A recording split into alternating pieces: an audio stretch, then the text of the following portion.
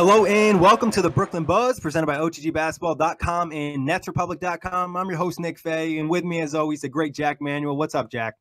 I can assure you, Buzz fans, that Nick will not just be talking for 30 minutes about Caris LeVert by himself. I'll be chucking in every now and then. Yeah, Jac will get like 2 to 3 minutes in the 30-minute show. No, just kidding. I'm super pumped to talk Caris. Obviously, that's my guy. I'm really excited. Obviously, a lot of hype this offseason. Before we get into that, though, as a quick reminder, check us out on iTunes, Blog Talk Radio, OTGBasketball.com, NetsRepublic.com, and Dash Radio and YouTube. As well, just a quick shout out to OTG and Nets Republic.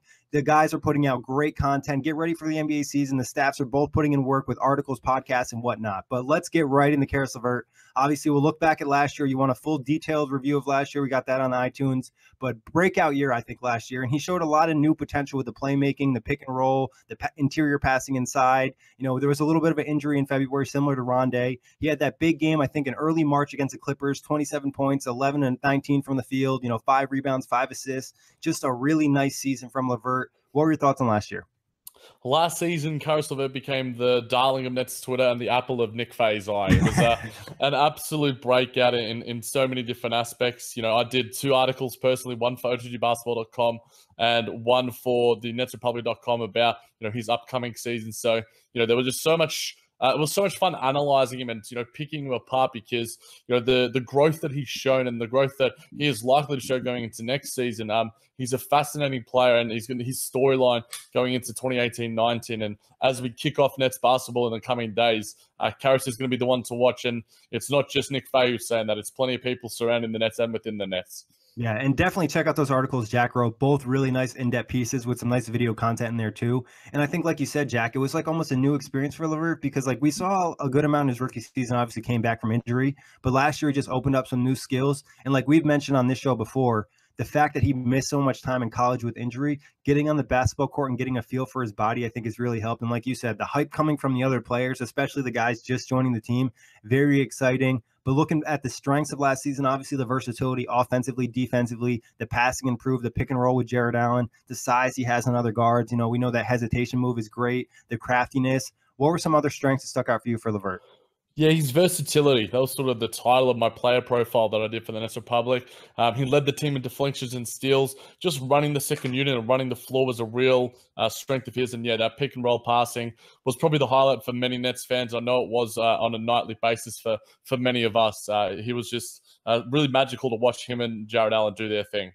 Yeah, and the activity on defense was good. Obviously, we'll talk about the weaknesses in a second, but the consistency needs to improve. But like you said, I think that Jared Allen and Caris LeVert pick and roll, especially at times when the Nets weren't playing great, but you got a couple oops from those guys, it always made it a little bit more entertaining. Now, on the weakness side, like I said, consistency on D, he has the tools, he had the deflection, he had the steals, he has the length, the wingspan, the versatility, but it's just kind of putting it all together. Obviously, he needs to do a better job of finishing inside, being a little bit more aggressive inside as well, more free throws. And I think shooting-wise, in your pieces that you did for OTG and Nets Republic, you pointed out some of the inconsistencies where he shoots really well from certain spots and then other spots not as great.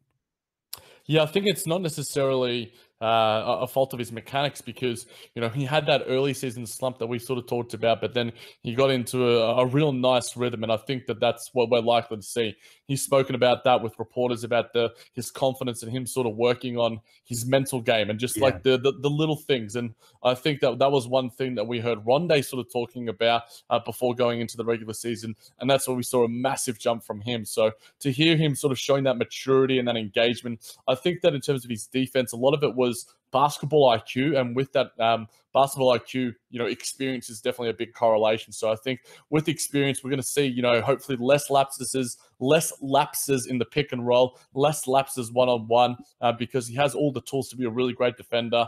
And getting to the free throw line and the three-point shooting, I think both of those things are real areas where he can continue to take a jump. Yeah, and defensively, you mentioned the pick and roll. I think getting over picks, that was something that really bothered Kenny last year. We didn't do that great. And like you said with the basketball IQ, I think that's something that's going to really develop, and studying film should help. And I also like the point you pointed out about the mental thing. Being confident in yourself. He said putting in the work really makes him feel better and more confident in his ability. And I think he's been working very hard this summer. Now, looking at areas that you think he needs to improve this year, what do you got, Jac? Yeah, getting to the free throw line, I think consistency on both ends of the floor, especially defensively, and three-point shooting.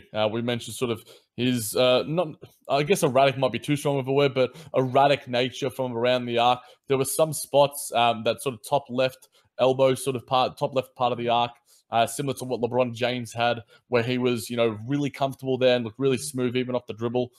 So for me, it's about sort of finding consistency in all areas of his game. And I think consistency generally comes with age and maturity. So I think going into his third season, it's going to be another sort of, we've seen the sort of breakout year of sorts, but it could be a real jump for him going into 2018-19.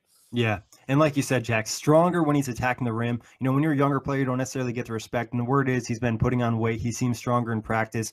Finishing around the rim, I think we mentioned on the season review that he could work up on his layup package, get a little bit more crafty, some more scoop layups in there, especially with that wingspan. And then improve three-point shooting, like you said, off the dribble as well. Defensively, the steps are there. The versatility is there. The tools are there. Zach Lowe even mentioned, I think, Caris LeVert is a guy who could potentially be an all-defensive player in the future. That pick and roll D is definitely an area he'll need to improve. And like you said, the more free throws and overall just being more controlled and polished. Like you said, when you get older, you get a little bit mature, you feel a little bit more comfortable on the floor. I think that's something we'll see from LeVert this year. Now, how can his teammates and his coaches help him improve this year? Yeah, I think the signs that we've sort of heard, as I've mentioned on pretty much all the buzz pods, are pointing to a switching style defense, which I think will benefit Caris almost probably the most on the roster. His ability to sort of use his lateral quickness and athleticism and physical tools. Also, I think putting him in lineups alongside Fareed as well as Allen and Davis, I think will help him with his pick and roll play, his pick and roll passing. Those guys, I'm sure, will benefit greatly. And then also surrounding him with the appropriate shooters should help further too. So, if you've got guys like Spencer Dinwiddie, Shabazz Napier, Trevion Graham, Jared Dudley, Joe Harris, Alan Crabb, all those guys can shoot the three at a decent rate. And if he's in those sort of lineups, I think it allows Caris to have a little bit more space, a little more breathing room for when he's taking those types of shots. So I think all signs are pointing that the coaching staff and the teammates will have a big effect on him. Yeah, and this will be similar to what we said about D'Lo. Like you said, having Ed Davis, Kenneth Fareed, Jared Allen, guys, different guys to run the oops with. Then also having a guy like Ed Davis and Fareed and even Jared Dudley setting more picks, giving you more spacing on the floor with more three-point shooters, having the veterans around. We've already heard the encouragement, off the court from the teammates in the press conferences and whatnot. But I think, telling him to be aggressive and attack the rim. I think D'Angelo specifically, that being his friend, kind of telling Caris, shoot the ball. And we've heard a lot of that in practice. So I think kind of just making sure Caris stays aggressive when attacking the ball. I think as a team, if the Nets run a little bit more in transition, Caris being one of the faster players on the team, I think that would help him get some more easy buckets. I also would like to see Kenny drop some late plays for him. I think there was games last year where LeVert was really dominating or was really hot, and they didn't really look to go to him late. Obviously all the clutch numbers for the Nets weren't positive, but I think giving him some confidence in that way would help him take his game to another level. Yeah, I think confidence is everything when it comes to the game of basketball. There was a sort of topic that Nick and I spoke about on Just Ball Things recently about how Gilbert Arenas was talking about how if you're given the green light and the coaches give you the green light and the confidence, that it can transform your game entirely. And I think that's going to be the case for Caris because Coach Kenny loves to give the green light. He loves to instill the confidence. And I think as our team matures, Caris LeVert is on the rise, and I think that the coaching staff are on the rise as well. It's a nice sort of correlation. I've used that word too many times. I need to hit up synonyms. It's a good word, though. I know it's a fun word to say as well. But his rise and the team's rise, it's going to be fun to watch throughout this year. Yeah, it's really exciting. Just, obviously having a guy you see as a rookie and you have confidence that he's going to turn into a great player. And it seems like he's taking all the necessary steps to get to that level. Now, an interesting question, which has been a lot of talk on Nets Twitter, will LeVert be a starter or a bench player? Yeah, the hardest one to pick, Nick. There's already talk of him starting, as you mentioned, with Rondé recovering from the injury. We mentioned in the Rondé episode as well. I think that I'd like to see him as a starter. I know you would vehemently agree. I'm using some big words today, but I think that him as a starter just gives him that tick of confidence from the coaching staff. It's like, we believe in you. We want you to sort of, be a real key point of our success next season. Now, if he's in and out of the starters, that's not necessarily a bad thing either. And even if he doesn't start from day one, I don't think it's necessarily going to be a bad thing going forward because I think that by the end of the season, we will see him crack that rotation in terms of when it comes to the stars. And D'Lo and Caris, I'm sure plenty of Nets fans will be happy seeing that side when the names are announced at Barclays and beyond. Yeah, I'd be super happy if I'm going to opening night at Barclays and they announce Caris LeVert in the starting lineup. I think it's a real possibility. Like I've said on the fan edition of Brooklyn Buzz, I'm more into the minutes. If he's getting starter minutes, I'm cool with that. If he's not necessarily in the starting lineup, long as he's getting the big minutes that he deserves. I think, though, confidence-wise, like you mentioned before, would be a big boost for him to get in there, especially if it provides the versatility. He gives D'Lo another ball handler. He gives him some shooting. He gives him some defense. If he's like really improved the way that everyone's talked about in training camp, there's no reason he shouldn't be starting. It'll just be who do you take out of the starting lineup to get him in there. Yeah, I think that the likely logical replacement would be Rondé and Damari towards the end of the season. Again, as we said on the last episode. So I think it's just about the fit. Yeah, like you mentioned. D'Lo, Caris, does he play the 2? Does he play the 3? If Caris' three-point shot is good enough, then I'm sure he'll play alongside. And if he's defense as well, because he's that sort of perfect, defense offense. We know D'Lo's defense isn't his strong suit. Caris, has those capabilities and has those sort of assets that should make him a good defender, as we've mentioned. So I think that at the 2 or the 3 is another interesting question of where we see D'Lo. He has all the size to sort of play multiple positions. Even Damari Carroll has mentioned in the past that he could play small ball 4. We heard Coach Kenny saying that there's four guard lineups as experimenting that's so exciting. at training camp. So those 4 guard lineups, we saw the 3 guard lineups with Portland, because so many of our guys have such great size about them, and with the work that they're putting this offseason, this preseason is going to be fun to watch to see how all those things are put into practice.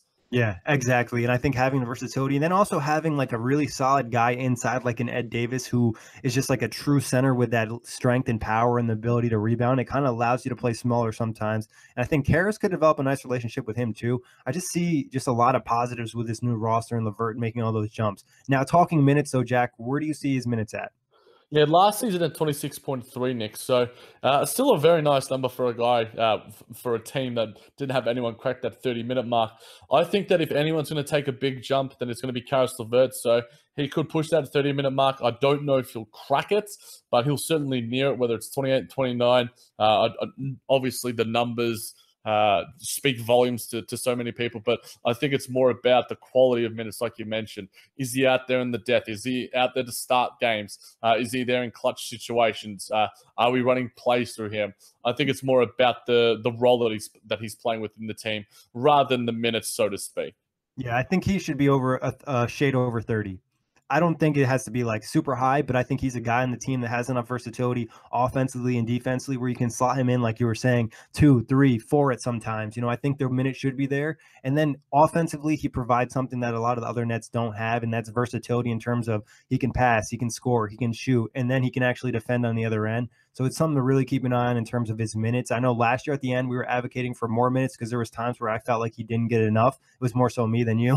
But I think 30 minutes should be where he hits. I wouldn't be surprised if he hit a little bit more. Do you think Caris could have the highest minute count on the Nets next year? I think that's still likely to be D'Lo if healthy, but I certainly think that he cracks that top 3.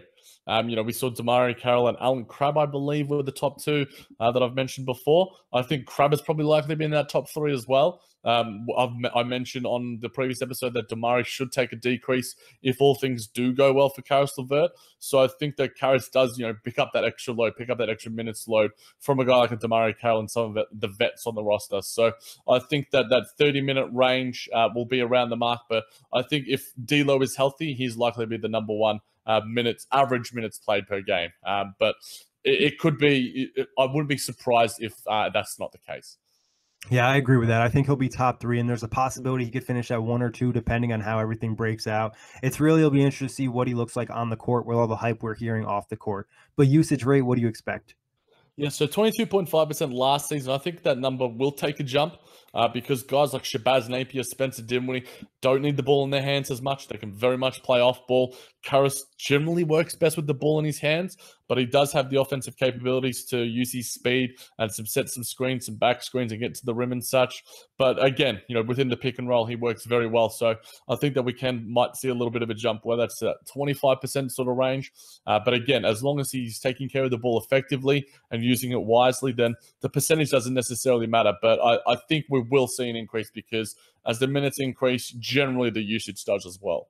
Yeah, I think we'll see a slight bump, like you said, Jack. Obviously, the success in the pick and roll and the word at practice and training camp is no one's really been able to guard LeVert, and that's the case. Then you'll see a couple more isolations in some situations where he's trying to take his guy one-on-one and putting some points on the board.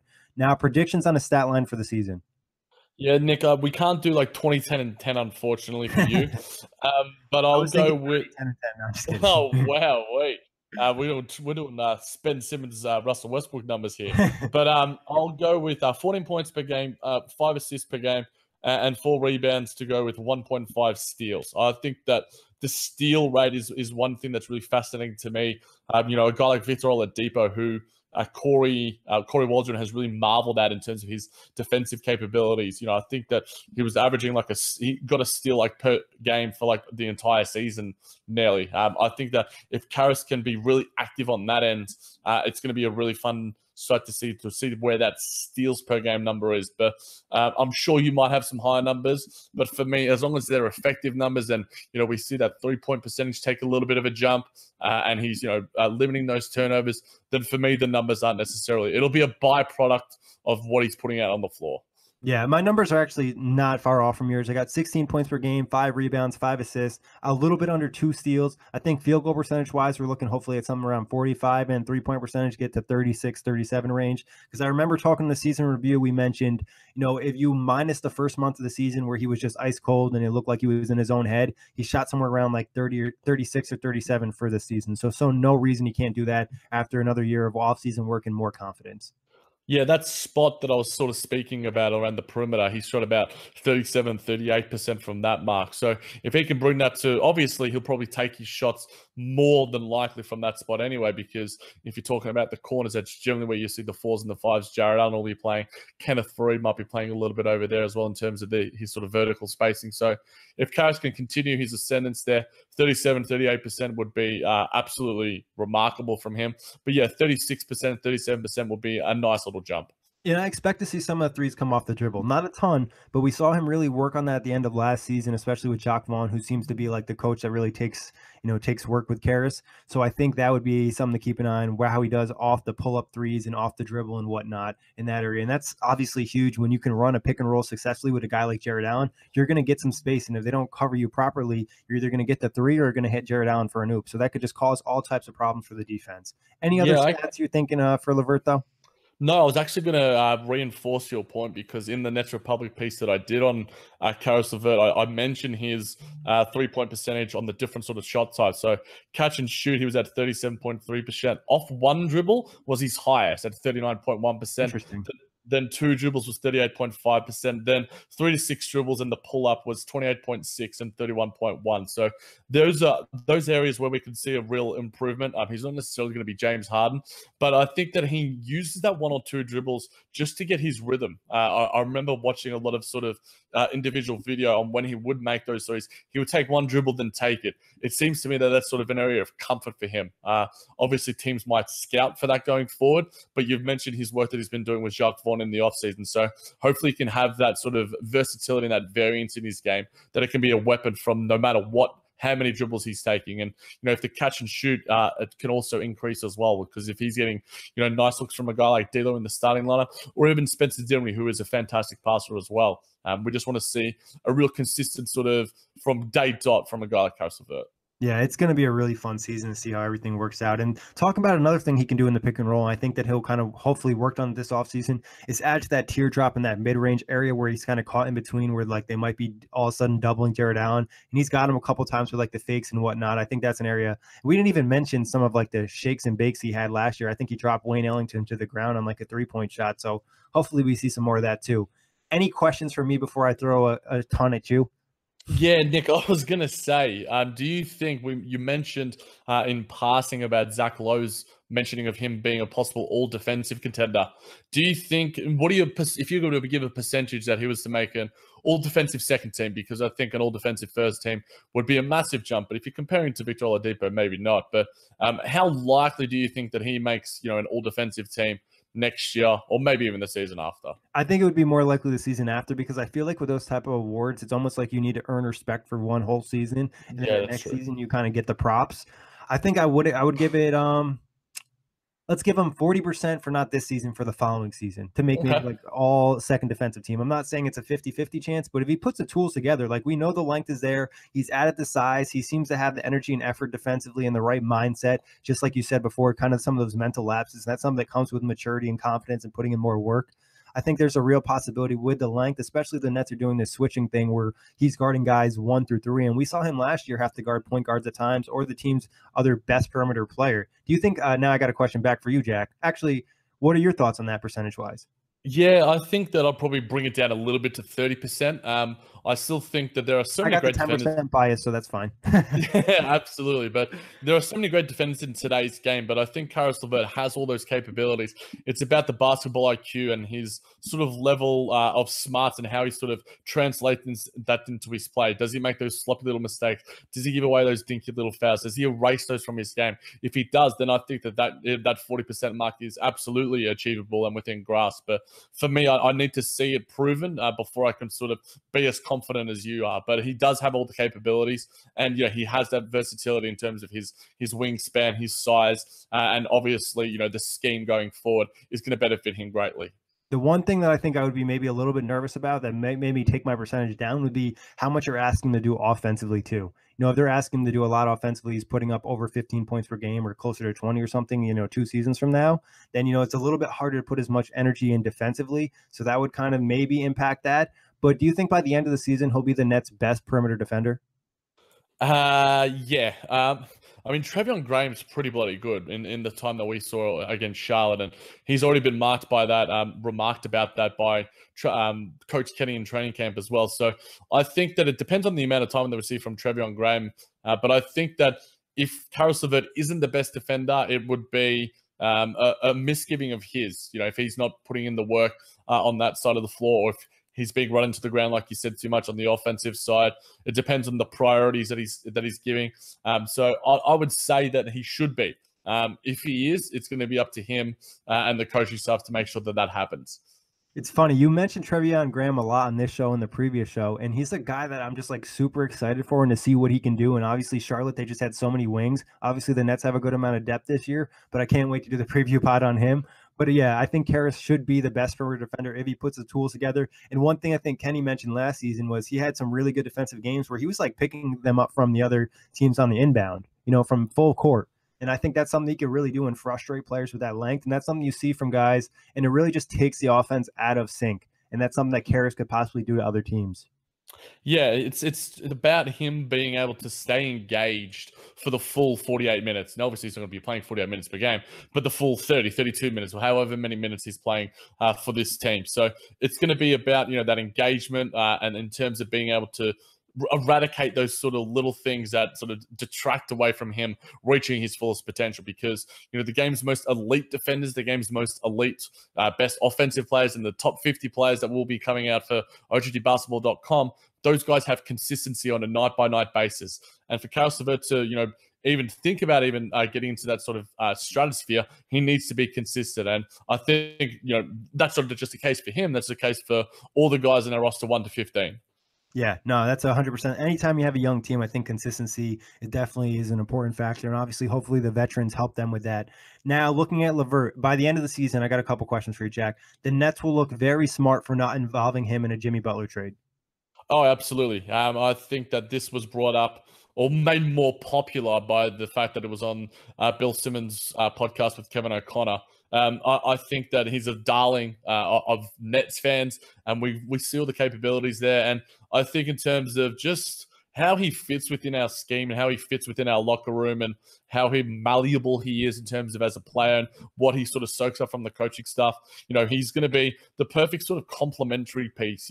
He could be that sort of Robert Covington, Otto Porter sort of guy that could be a real sort of third piece, the perfect third piece for a team going forward. And those sort of guys, Robert Covington, all defensive player, Otto Porter, one of the best three-point shooters in the game. I think Caris LeVert has even more variance to his game. Yeah, more playmaking. More playmaking and stuff. So he's a very unique sort of prospect, and that's why this sort of player preview and the articles that we've done and I've done about him are such a fascinating sort of thing to research, because I think that, Jimmy Butler, the fact that it's still not over, we were worried about when we were putting out the Alan Crabb episode. It's like, oh man, I hope he doesn't get traded. I hope, Tamari Carroll doesn't get traded when we put these episodes out. But by the time the regular season starts, we could have all these pods out and Jimmy Butler could still be in freaking Minnesota. Who knows?